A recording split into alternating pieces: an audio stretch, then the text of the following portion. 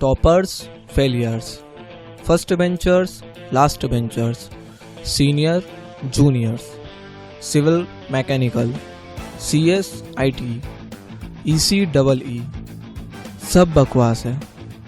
Actually engineering में सिर्फ 2 type के स्टूडेंट्स होते हैं, मीठे और नॉन मीठे। दोस्तों, मैं हूँ शुभम हनोतिया और मैं आपको सुनाने जा रहा हूँ दीपेश जुनवाल की लिखी कहानी इंजीनियरिंग न्यू ईयर। यह कहानी है इंजीनियरिंग की सबसे बड़ी चोरी की। It was all about a sheet holder full of engineering drawing sheets. रचित रचित रचित रचित रोल नंबर 4245। वैसे तो आज साल का पहला दिन है, 1 जनवरी, फिर भी कॉलेज की पूरी फर्स्ट ईयर बेंच में टेंशन का माहौल था। हो भी क्यों ना, साल के पहले ही दिन ED यानी कि इंजीनियरिंग ड्राइंग की एक्सटर्नल एग्जाम थी, लेकिन टेंशन रचित के माथे पर पसीने की तरह बह रहा था। उसे कुछ ही मिनटों बाद एक्सटर्नल के सामने ED की शीट्स लेकर हाजिर होना था, लेकिन रचित के पास तो शीट ही नहीं थी। वह टेबल पे ड्राफ्टर लगाए, एक हाथ में पेंसिल, दूसरे हाथ में रोलर स्केल लिए आड़ी तिरछी लकीरें बना रहा था। बाकी के लोग रचित रचित चिल्लाकर उसका हौसला बढ़ा रहे थे। तभी क्लास मॉनिटर अरमान आकर चिल्लाया, रोल नंबर 4245। रमन बोला, इसकी भैंस की पूछंडी, चल रचित, अपना नंबर आ गया। रचित फटाफट अपनी शीट अरेंज करने लग गया। फिर रोल नंबर 40 से 45, जिसमें रचित और रमन भी शामिल थे, अपने धड़कते हुए दिलों के साथ क्लास के बाहर निकले। आप सोच रहे होंगे रचित की शीट्स कहाँ गई, या आप बिल्कुल नहीं सोच रहे होंगे। फिर भी मैं आपको बताऊंगा, क्योंकि मैं नरेटर हूँ और बताना मेरा काम है। बचपन से ही क्रिकेटर बनने का सपना रखने वाले रचित को जब उसके पापा ने ज़बरदस्ती इंजीनियरिंग में एडमिशन करा दिया तो उसके सारे सपने टूट गए। उसके अंधकार में जीवन में एक रोशनी आई तो वो पहले से ही किसी दूसरे की डिम लाइट में रोशनी भी कर रही थी। मतलब कॉलेज में जब उसे रोशनी नाम की लड़की से प्यार हुआ तो वो पहले से ही इन अ रिलेशनशिप निकली। उसकी खुशी में ही मेरी खुशी वाले सिद्धांत को मानकर उसने अपने दिल में गड्ढा खोदा और रोशनी के नाम को उसमें गाड़ कर रेस्ट इन पीस का बोर्ड लगा दिया। फिर उसकी दोस्ती हुई रमन और सिद्धेश से। रमन हमेशा बीइंग ह्यूमन की टी शर्ट पहने, हाथ में ब्रेसलेट डाले और सर के बालों को बीच में से मांग निकाले रहता था। अब ये बताने की ज़रूरत तो है नहीं कि रमन सलमान भाई का फैन था। और सिद्धेश उससे तो सबकी जलती थी, क्योंकि उसके पास गर्लफ्रेंड थी। गर्लफ्रेंड। शास्त्रों में कहा गया है, प्यार गूंगा होता है, अंधा होता है, बहरा होता है, लेकिन सिद्धेश और उसकी गर्लफ्रेंड नीति का प्यार तोतला था। उसका दिन सुबह 6 बजे के गुड मॉर्निंग बाबू से शुरू होता और रात 2 बजे के गुड नाइट जानू पे ख़त्म होता। वो तीनों एक दूसरे से बिल्कुल अलग थे, फिर भी भगवान की कुछ ऐसी करनी हो गई कि तीनों बेस्ट फ्रेंड बन गए। साल के पहले ही दिन यानी 1 जनवरी को ED की एक्सटर्नल एग्ज़ाम थी और 24 दिसंबर को इंटरनल, मतलब शीट चेक कराने की लास्ट डेट। इंजीनियरिंग के रूल नंबर 1 के अनुसार सभी शीट लास्ट डेट के एक रात पहले ही बनाई जाती है। इसलिए 23 दिसंबर की रात रचित, सिद्धेश और रमन के घर पर शीट बनाने में भिड़े हुए थे। भाई क्या ज़रूरत थी अक्षय से पंगा लेने की, लाइन खींचते हुए सिद्धेश ने कहा। रचित बोला, लड़ता नहीं तो और क्या करता, उसकी हिम्मत कैसे हुई रोशनी पे कमेंट करने की। अरे यार भाई, वो रोशनी तुझे चारा तो डालती नहीं, तो तू क्यों उसके पीछे लड़ता रहता है। इस बार अक्षय राजौरिया से लड़ाई की है तूने तो वो बदला ज़रूर लेगा, सिद्धेश ने कहा। इतनी देर शांत बैठे रमन ने भी अब अपनी चुप्पी तोड़ी और कहा, अरे अक्षय राजौरिया की भैंस की पूछंडी, हाथ तो लगा के दिखाए वो। रमन का इतना कहना था कि सिद्धेश का फ़ोन बज उठा। उसकी गर्लफ्रेंड नीति का फ़ोन था। रमन ने उससे फ़ोन छीनकर लाउड स्पीकर पर कर दिया। नीति ने अपने तोतलाना अंदाज में कहा, मेला बाबू छोला है। रचित और रमन की हंसी निकल गई। सिद्धेश ने फ़ोन उठाया और बात करने बाहर निकल गया। 15 मिनट बाद जब वो लौटा तो रचित ने उससे कहा, तू खड़े रह के उससे बात नहीं कर सकता क्या? जितना चलते चलते तूने फ़ोन पे बात की उतना सीधा चल लेता तो पाकिस्तान पहुंच जाता। इस तरह तीनों दोस्तों ने अपनी रात काली कर सारी शीट्स बनाई और अगले दिन यानी 24 दिसंबर को चेक करवाई। कुछ ही दिन बाद आ गई 1 जनवरी, साल का पहला और ईडी के एक्सटर्नल का दिन। सुबह 7 बजे सिद्धेश का फ़ोन बजा। तभी उसे अंदाज़ा हो गया कि आज का दिन टेंशन भरा होने वाला है। रचित का फ़ोन था। हेलो सिद्धेश, मेरा शीट होल्डर तेरे पास है क्या? फ़ोन उठाते ही रचित ने अपनी घबराई हुई आवाज़ में कहा, नहीं तो क्यों, क्या हुआ? सिद्धेश ने कहा। रचित बोला, मेरा शीट होल्डर चोरी हो गया यार, उसी में मेरी सारी शीट्स थी। आज एक्सटर्नल में शीट ले जाना ज़रूरी है, पूरा घर ढूंढ लिया, कहीं नहीं है। तूने रमन से पूछा? सिद्धेश ने कहा। रचित बोला, हाँ पूछा, लेकिन उससे भी कुछ नहीं पता। अभी कॉलेज का टाइम हो रहा है, कॉलेज में पहुंच, फिर देखते हैं। इस चोरी हुई शीट्स के लिए कॉलेज के प्राइवेट डिटेक्टिव निशांत जाधव को बुलाया गया। निशांत जाधव गोपी चंद के उपन्यास पढ़ के बड़ा हुआ 3rd ईयर मैकेनिकल का स्टूडेंट था, जो पार्ट टाइम डिटेक्टिव भी था। मुझे यहाँ किस लिए बुलाया गया? निशांत ने कहा। रचित बोला, जी मेरा शीट होल्डर चोरी हो गया है, उसी में मेरी ईडी की सारी शीट्स थी। क्या? ईडी की शीट्स की चोरी? एक इंजीनियर की दिन रात की मेहनत होती है ईडी की शीट्स।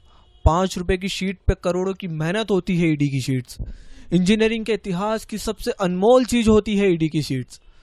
ये सिर्फ ईडी शीट्स की चोरी नहीं है, यह तो इंजीनियरिंग की सबसे बड़ी चोरी है। आपको किसी पर शक? निशांत ने कहा। रचित ने नाम में गर्दन हिला दी। सिद्धेश ने कहा, देख मैंने कहा था ना, अक्षय राजौरी से पंगा मत ले, वो बदला जरूर लेगा। रचित ने कहा, तू कहना क्या चाहता है? अक्षय ने मेरी शीट चोरी की? अरे उसने कुछ नहीं किया, वो बेचारा तो अगले दिन ही माफी मांगने मेरे घर आया था। कैसे सॉल्व्ड? निशांत ने बड़े ही अनुभवी ढंग से कहा। तुमने अक्षय राजौरी से लड़ाई की तो वो बदला लेना चाहता था, माफी मांगने के बहाने तुम्हारे घर में घुसा और शीट होल्डर चुरा ले गया। It's a simple case. तो फिर अब क्या करेंगे? रचित ने कहा। करना क्या है, इस अक्षय राजौरी की भैंस की पूछंडी, अभी जाके 2 हाथ मारता हूँ इसको। रमन ने कहा। सिद्धेश ने उसे रोकते हुए कहा, जिस तरह लोहे को लोहा काटता है, उसी तरह इंजीनियर के दिमाग को इंजीनियर के दिमाग से ही हराएंगे। उसने रचित का शीट होल्डर चोरी किया, हम भी उसका करेंगे। Tit for tat. एक्सटर्नल को आने में भी 2 घंटे बाकी थे। प्लान के अनुसार अक्षय राजौरी पर नजर डाली गई। वह एक क्लासरूम में बैठकर एक्सटर्नल एग्जाम के लिए पढ़ाई कर रहा था। रमन ने अपनी दिव्य दृष्टि से देखा कि अक्षय का शीट होल्डर ठीक उसकी पीछे वाली टेबल पर रखा था। चूंकि अक्षय का शीट होल्डर चुराने का प्लान सिद्धेश का था, तो उसे ही ये प्लान पूरा करने की जिम्मेदारी सौंपी गई। सिद्धेश दबे पांव क्लास में घुसा।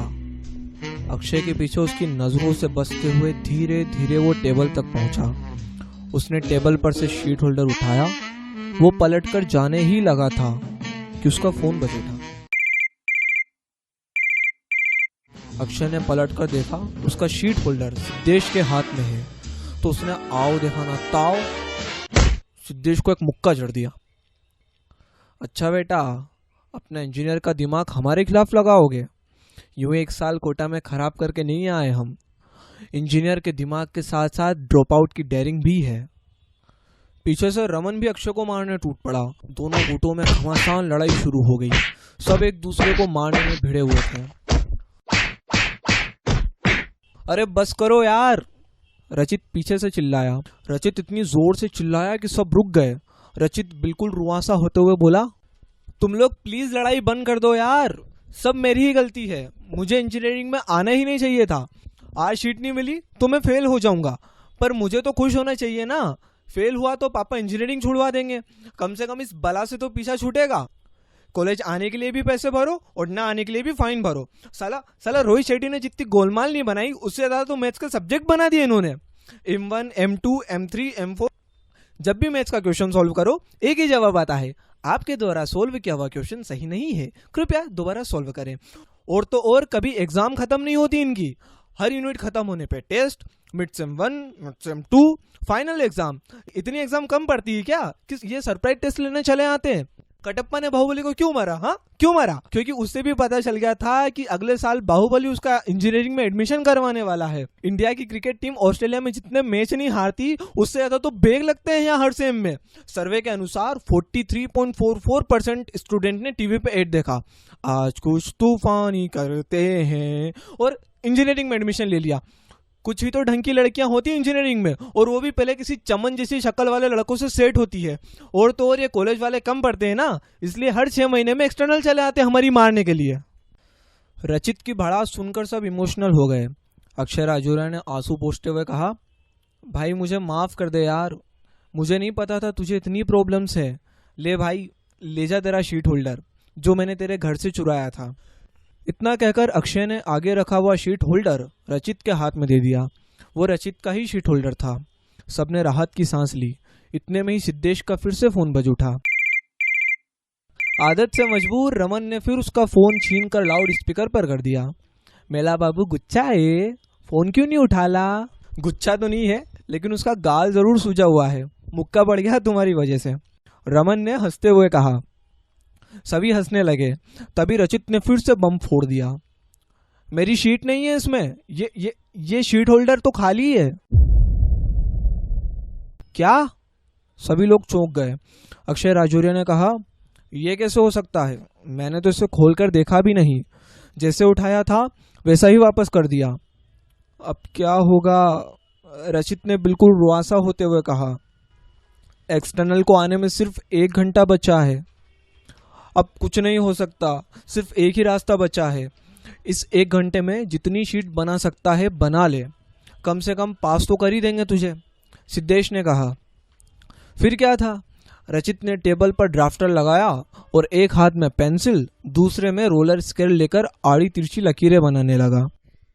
क्लास के बाकी लोग रचित रचित चिल्लाकर उसका हौसला बढ़ा रहे थे।